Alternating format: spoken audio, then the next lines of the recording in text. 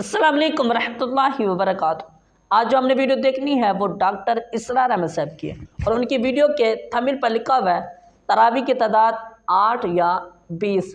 تو بہت سارے لوگ پریشان ہوتے ہیں کہ ہمیں 8 پڑھنی چاہیے یا 20 پڑھنی چاہیے۔ تو یہ بغیر ٹائم ضائع کے بغیر اس ویڈیو کو شروع کرتے ہیں اور ڈاکٹر اسرار احمد صاحب سے جانتے ہیں کہ ہمیں 8 پڑھنی چاہیے یا 20 پڑھنی چاہیے۔ دیکھیے، جیسا کہ ہم نے خطبے میں بھی دیکھ لیا، اللہ نے قیام اللیل جو ہے اسے فرض نہیں ٹھہرایا تطوعا۔ قرآن مجید میں بھی اس کا کوئی ذکر نہیں، احادیث میں اس کی تشویق و ترغیب پوری موجود ہے۔ ایک اور حدیث بھی ہم بعد میں پڑھیں گے اس پر۔ اس کا پس منظر کیا تھا کہ اس کو چھوڑ دیا گیا۔ اب ظاہر بات ہے، مسلمانوں میں کمزور بھی ہیں، مسلمانوں میں وہ مزدوری کرنے والے بھی ہیں، روزہ تو فرض ہے ان پر، چاہے مئی کا مہینہ ہے اور گندم کاٹنی ہے، روزہ تو پھر بھی رکھنا ہوگا، یہ سب کچھ۔ لیکن یہ کہ رات کو پھر کھڑے رہنا ان کے لیے، جاگنا ممکن نہیں، لہذا ان کے اوپر یہ چیز فرض نہیں۔ حضور نے تراویح کی نماز یا قیام اللیل نہ اسے فرض قرار دیا، نہ اس کے بعد جماعت کوئی اہتمام کیا مستقل۔ صرف 3 راتیں آپ نے جماعت کروائی ہے، اس میں 8 رکعتیں آپ نے پڑھی ہیں، کہ جو آپ کا معمول تھا تہجد کا وہ پڑھی، اور تہجد کے وقت ہی جماعت کرائیے۔ یہ ہے وہ حدیث۔ اس کے علاوہ کسی نماز تراویح جو ہے جو ہم پڑھتے ہیں 20 رکعتیں عشاء کے ساتھ متصل، اس کا کوئی ذکر نہ دور نبوی میں ہے نہ دور صدیق اکبر میں ہے۔ یہ دور حضرت عمر کی خلافت میں ہوا ہے، اور ہم نہیں کہہ سکتے کتنے سال کے بعد ہوا ہے۔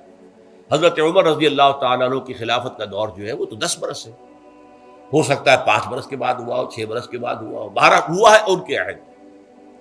حضرت عمر ایک مرتبہ مسجد میں داخل ہوئے، مسجد نبوی میں، تو دیکھا کہ کچھ لوگ 8 10 12 جو ہیں وہ ایک جو ہے حافظ کے پیچھے کھڑے ہوئے اور قرآن سن رہے ہیں، کچھ دوسرے کونے میں کھڑے ہیں، کچھ کہیں اور کھڑے ہیں، مختلف جماعتیں ہو رہی ہیں۔ تو انہوں نے سوچا کہ کیوں نہ ان سب کو ایک امام کے پیچھے جمع کر دیا جائے، اور اس کے لیے لوگوں کی سہولت کے لیے عشاء کے ساتھ متصل رکھ دیا جائے، اس لیے کہ تہجد کے وقت اٹھنا جو ہے وہ تو ہر کس و ناقص کا کام نہیں ہے، کہ عشاء کے بعد اگر تھوڑا سا اضافی وقت ہو صرف، تو یہ ہر شخص کر لے گا، مزدور بھی کر لے گا۔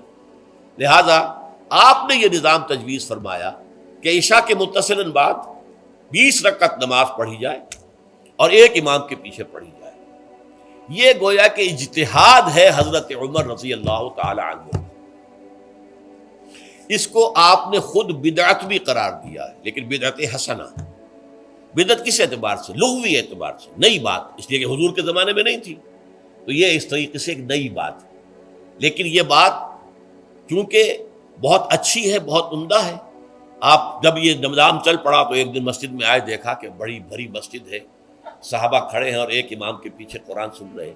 آپ نے فرمایا نعم البدعۃ ھذہ، یہ جو ہم نے نئی بات شروع کی ہے یہ بہت اچھی ہے، بہت عمدہ ہے۔ اب یہاں سے فرق واقع ہو گیا ہے۔ ایک تو اہل تشیع جو ہے وہ تو ویسے ہی حضرت عمر سے بہت دشمنی رکھتے ہیں، عناد رکھتے ہیں، تو حضرت عمر کے اجتہادات سے انہیں نفرت ہے، انہیں دوری ہے، چاہے وہ کوئی سا بھی حضرت عمر کا اجتہاد ہو۔ ہمارے ہاں اہل حدیث حضرات بھی در حقیقت حضرت عمر یا کسی اور خلیفہ راشد کے فعل کو وہ سمجھتے ہیں کہ یہ ایگزیکٹو آرڈرز ہیں، یہ ہمیشہ کے لیے نہیں ہے۔ حضرت عمر نے اپنے دور میں ایک نظام قائم کیا، ان کے دور کے لیے ٹھیک تھا، یہ ہمیشہ کے لیے نہیں۔ ہمیشہ کے لیے وہ 8 ہی رکعتوں کے قائل ہیں، وہ تہجد والے، لیکن اس میں بہرحال انہوں نے بھی خود یہ اضافہ کیا ہے کہ وہ 8 رکعتیں وہ عشاء کے ساتھ متصل پڑھتے ہیں، تہجد کے وقت تو نہیں پڑھتے۔ اور حضور نے تو صرف 3 روز جو ہے وہ کرائی تھی جماعت، وہ لوگ 30 دن یا 29 دن پڑھ رہے ہیں، تو اضافہ تو انہوں نے بھی کر دیا، اس نظام میں تبدیلی تو ہو گئی۔ لیکن اہل سنت جو کہلاتے ہیں، ہمارے جو 4 جو ہیں، جو ہمارے مسلک ہیں، حنفی، مالکی، شافعی، حنبلی، ان کا اتفاق ہے اس پر حضرت عمر کا، کیونکہ ان کے سامنے اصول یہ ہے کہ حضور نے فرمایا علیکم بسنتی وسنت الخلفاء الراشدین المہدیین، تم پر لازم ہے کہ میری سنت کو پکڑو مضبوطی کے ساتھ، اور میرے خلفاء راشدین مہدیین جو ہیں ان کی سنت کو پکڑو۔ اس اصول سے یہ چاروں فقہیں جو ہیں حضرت عمر کے اجتہادات جو ہیں ان کو بھی پابندی سمجھتے ہیں کہ تمام عمر کے لیے قیامت تک کے لیے امت مسلمہ پر ان کی پیروی لازم ہے، لہذا اس میں اجماع ہے۔ اور یہاں تک کہ یہ سب سے آخری جو اس میں مسلک پیدا ہوا ہے زمانی اعتبار سے، سب سے پہلے مسلک جو ہے حنفی پیدا ہوا ہے، پھر مالکی پیدا ہوا ہے، پھر شافعی پیدا ہوا ہے، اور پھر حنبلی آخری ہے۔ اور امام احمد ابن حنبل بہت بڑے محدث بھی ہیں۔ مسند احمد ابن حنبل جو ہے وہ بہت بڑی کتاب ہے، بہت اہم کتاب ہے، جامع کتاب ہے۔ تو ان کے ہاں بھی 20 رکعتیں ہیں۔ چنانچہ حرمین شریفین میں، سعودی عرب میں، مکے اور مدینہ منورہ میں جو نماز تراویح ہوتی ہے اس کی 20 رکعتیں ہیں، لیکن اہل حدیث حضرات جو ہیں وہ اس 8 کے اوپر اکتفا کرتے ہیں۔ بہرحال یہ ایک اختلاف ہے جو میں نے اس کا پس منظر بیان کر دیا، لیکن اس 20 رکعت نماز سے ادا کرنے سے، جو کہ زیادہ سے زیادہ 50 منٹ یا 1 گھنٹہ لگتا ہے، اس سے وہ قیام اللیل کا حق ادا نہیں ہوتا۔ قیام اللیل کا تو کچھ اور ہی تقاضا ہے۔ قیام کسے کہتے ہیں؟ یہ سورہ مزمل سے واضح ہوتا ہے۔ یا ایھا المزمل قم اللیل الا قلیلا نصفہ او انقص منہ قلیلا او زد علیہ ورتل القرآن ترتیلا۔ آدھی رات یا آدھی رات سے کچھ کم، یعنی تہائی رات، یا آدھی رات سے کچھ زائد، 2/3 رات، یہ ہے قیام اللیل۔ چنانچہ سورہ مزمل ہی کی آخری آیت جو دوسرا رکوع مشتمل ہے جس پر، اس میں صاف کہہ دیا گیا ان ربک یعلم انک تقوم ادنی من ثلثی اللیل ونصفہ وثلثہ وطائفۃ من الذین معک۔ اے اللہ کے نبی، اللہ خوب واقف ہے کہ آپ بھی اور آپ کے ساتھ ایک جماعت بھی رات کو کھڑی رہتی ہے، 2/3 رات یا آدھی رات یا 1/3 رات۔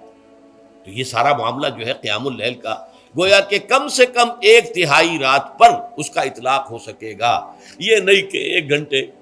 اب اس کے ضمن میں دیکھیے حدیث پڑھیے، تیسری حدیث ہے ان عبداللہ ابن عمرو ابن العاص رضی اللہ تعالی عنہ۔ یہ وہی عبداللہ ابن عمرو ہے جن کی میں نے آپ کو حدیث پہلے سنائی ہے۔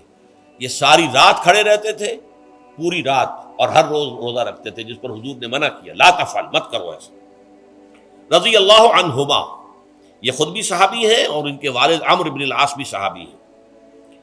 ان رسول اللہ صلی اللہ علیہ وسلم قال، کہ اللہ کے رسول صلی اللہ علیہ وسلم نے فرمایا الصیام والقرآن یشفعان للعبد، روزہ اور قرآن بندے کے حق میں شفاعت کریں گے۔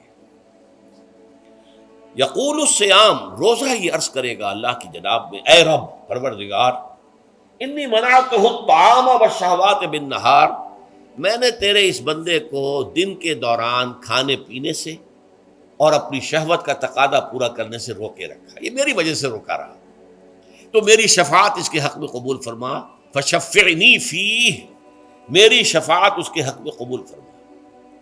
ویقول القرآن، قرآن کیا کہے گا؟ منعتہ النوم باللیل، میں نے اسے رات کے وقت سونے سے، نیند سے روکے رکھا، فشفعنی فیہ، تو اس کے حق میں میری شفاعت قبول فرما۔ حضور فرماتے فیشفعان، ان دونوں کی شفاعت قبول کی جائے گی۔ یہ ہے قیام اللیل۔ تو میں امید کرتا ہوں ڈاکٹر اسرار احمد صاحب کا یہ معلوماتی بیان آپ کو بہت اچھا لگا ہوگا، اور ہمیں چاہیے کہ ہم روزے بھی رکھیں، قرآن مجید کی تلاوت بھی کریں، کیونکہ یہی 2 چیزیں ہیں جو ہماری شفاعت کریں گی، ورنہ ہمارے اعمال تو ایسے نہیں ہیں کہ ہماری شفاعت ہو سکے۔ تو اس طرح کی مزید ویڈیو دیکھنے کے لیے اور بے شمار معلومات لینے کے لیے آپ اس چینل کا ضرور وزٹ بھی کریں، اس چینل کے ساتھ جڑے بھی رہیں۔ تو اگلی ویڈیو میں ملتے ہیں، تب تک کے لیے اللہ حافظ۔